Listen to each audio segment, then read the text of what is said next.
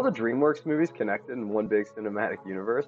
Maybe they are, maybe they aren't, but if they are, this is how I think it should look. And over the next few weeks, I'm going to go ahead and take you through my version of the Dreamworks universe.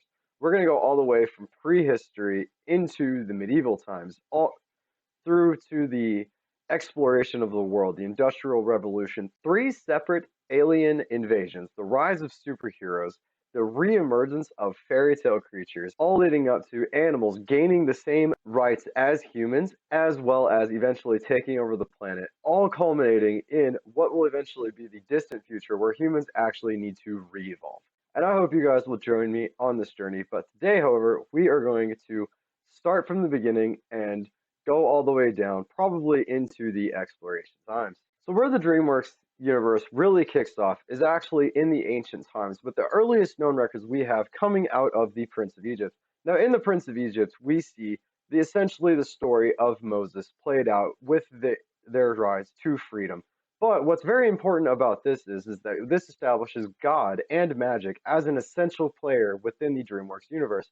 Now, he comes down to the Prince of Egypt, and he's the one who gives Moses the powers and the magic and actually implements the seven plagues of Egypt throughout this time in the story. But like I said, this is the most important part. This is where this world will diverge from our own and give us a world filled with magic, and that will immediately transfer into the next era. But real quick, I got to talk about who actually is God in DreamWorks universe, and I believe he is actually the man in the moon, the little boy we see at the beginning of every single movie, fishing up the story and telling us the tale that we will see. And he will become more of a player as we get further down the line. But for now, I just want you to take in mind that this is God and he has bestowed magic unto the world. This actually brings us into the next era that I would like to call this of the DreamWorks theory. This is the medieval times. This ranges everywhere from trolls all the way down to Puss in Boots, The Last Wish. And essentially what we see here, the divergence in this is that these are worlds essentially where fairy tales and dragons exist. Like this is a very modern version of the medieval world where the trolls have actually built an entire culture around singing and dancing and being happy. And we see this in trolls where they're being oppressed by the Bergens, which are essentially just larger versions of trolls. But they call them Bergens in that show. And then how music and wonder is brought into the world through the power and the magic of music. And we see this in Trolls World Tour and more so that we can roll into here in the Trolls band together. And that establishes a few things. Like one, pop songs in this universe existed long before they ever would in our current world, but also just kind of gives you the layout. Like this is when fairy tales are up to probably their full might. Like they are in the world, they're controlling it. There aren't really any humans rolling around at this point, at least none that we see. And they're just kind of working out the world together. This is a very new world, and magic is sort of just taken over and just shaped this world into whatever it seems to be fit, or whatever the dominant player in this world sees fit at the moment in time.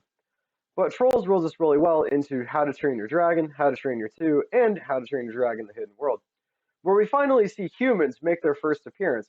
And what are they doing? They're actually in a war with the dragons. Now, dragons are magical creatures. They're fairy tale creatures. And for as long as the Vikings could remember, they have been fighting against the dragons. And we see that play out, and we get this backstory in How to Train Your Dragon. But where the shift happens is this Hiccup befriends Toothless. So now you have humans befriending fairy tale creatures. But through Hiccup's friendship with Toothless, they actually change how their entire society is going.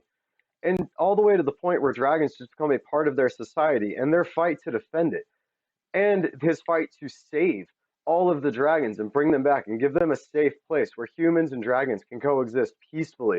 And that all culminates in Dragons to the Hidden World, where the rest of the world is still trying to fight and trap and enslave the dragons. But there's only one place, the citizens of Berk, that have stood up and are trying to protect them. But eventually, the fairy tale creatures do all go away. And it actually starts with the dragons, with all of them going and hiding out in the hidden world, except for possibly one dragon, which we see in Shrek. Now, in Shrek, the rest of the fairy tale creatures and the humans are kind of butting heads, but not really. We kind of see where in the beginning, they've kind of there's still a solid separation, but there are more of them just working together with the people. But we do see that they are being rounded up, whereas humans and fairy tale creatures are still butting heads more so than just with the dragons. Now, in Shrek, we do see possibly the last dragon and her eventual dronkies, which is a scary thing to think about in itself. But through Shrek, Shrek 2, Shrek the Third, Shrek Forever After, we do start to see hints of acceptance for the fairy tale creatures. But there is also still things that are out to get them. There are still evil creatures out there. We see that with Rumpelstiltskin. He is trying to manipulate and change the world. But since magic and humans have all kind of worked in with one another, it's just a normal part of their society. And because of that, their society has actually accelerated, where you have things like modern restaurants and modern thought processes going on, even as far back as the medieval times.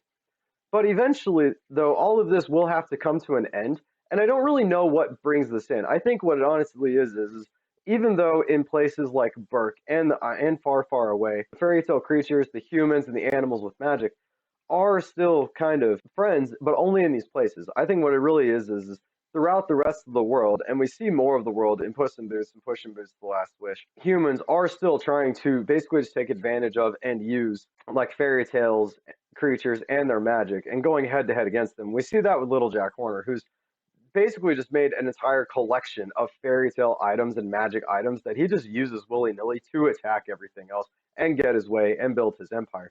And I think what this actually had to cause is fairy tale creatures like trolls and ogres and dragons and all of these things actually ended up having to go into hiding to basically protect themselves from the humans.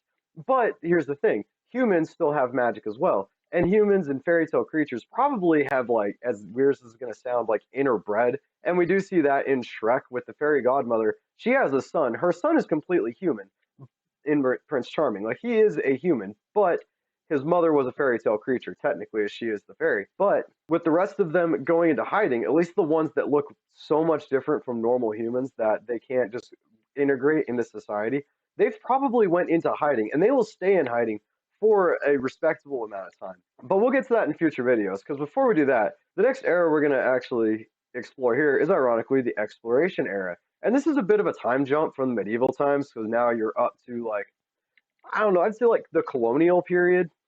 And we see that with these exploration. We see Sinbad, Legend of the Seven Seas, where he's basically a pirate. And then we can see this in The Road to El Dorado, where they discover America, as well as in Spirit Untamed, which is kind of like the Wild West, I would say, in America. So I might have put this a little early on the list, but I think it just fits in here really well, as we're still exploring out west and the wilds of the United States haven't fully been tamed just yet. But we can definitely see in all three of these that magic is still around. In Sinbad, his main antagonist is the goddess of discord and chaos in Eris, and his whole objective in this movie is A, to clear his name, B, save his best friend, C, get the girl, because Sinbad gets the girls, and then finally it's to find the Book of Peace. And the Book of Peace is a magic item, and they use this magic item to maintain peace for that city.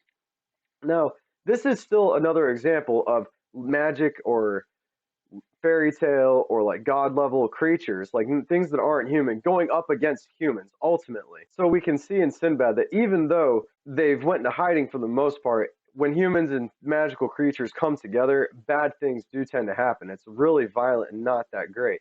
We can even see this in Road to El Dorado, where even humans that can use magic are considered to be shamans or like the witch doctor, the main bad guy of that show, which I don't really remember his name either at this current moment. But he can actually use magic. And he is going up against the chief, who cannot use magic. And they're worshiping these guys who they think are gods, and they're kind of just faking it till they make it when it comes to them using magic, which I think a volcano goes off and it makes them think, oh, these are gods. But the other thing we do see in El Dorado is they have different looking animals than what you would see in anywhere else, really. And they are very different looking than the average run of the mill animals. So they're probably unique to El Dorado because there is still magic in El Dorado.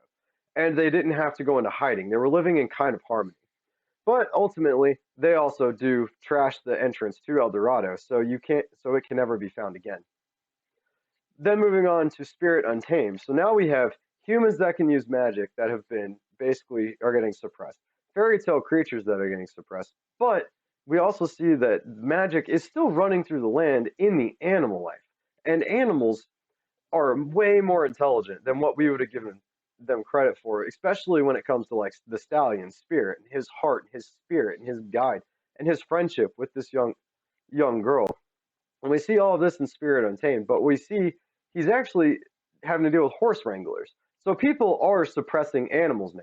Animals in the medieval times could talk, and they were very intelligent. Everyone knew that, and the magic allowed them to communicate that with us. But we see that as we've moved into these other movies, that they have basically kind of either dumbed themselves down or just been dumbed down due to the suppression by humans. Humans realize, okay, we can't handle the magical creatures, but we can handle like a talking donkey. He is fully able to be a talking donkey. And if he has babies with a regular donkey, the babies don't talk. They might still have the intelligence and they might still have the genetics and the ability to talk, but they aren't. So the humans have now fully started in Spirit Untamed, I believe, to have started their suppression of the animals in the animal kingdom. And guys, that is where I'm going to leave off this video. I've given you guys a little bit of the introduction. I've given you guys all the way up to what is essentially an exploration era of the Americas. And in the next video, we will go over the modern era of the Dreamworks universe, and we'll see how far we got in that video. So please, guys, come back next week and stay tuned in for that. But until next time, guys, please let me know in the comments down below, where would you like for me to go into a more deeper dive on instead of just giving this long list? Did I put any of the movies so far in the wrong place? Do you guys disagree with my analysis of how these will fit together? Just start this conversation in the comments section down below, and maybe we'll change it in the future. And while you're down there, guys, please remember to hit that like button, hit the subscribe button, turn on that notification bell so you never miss another video from me, and I will see you guys in the next video.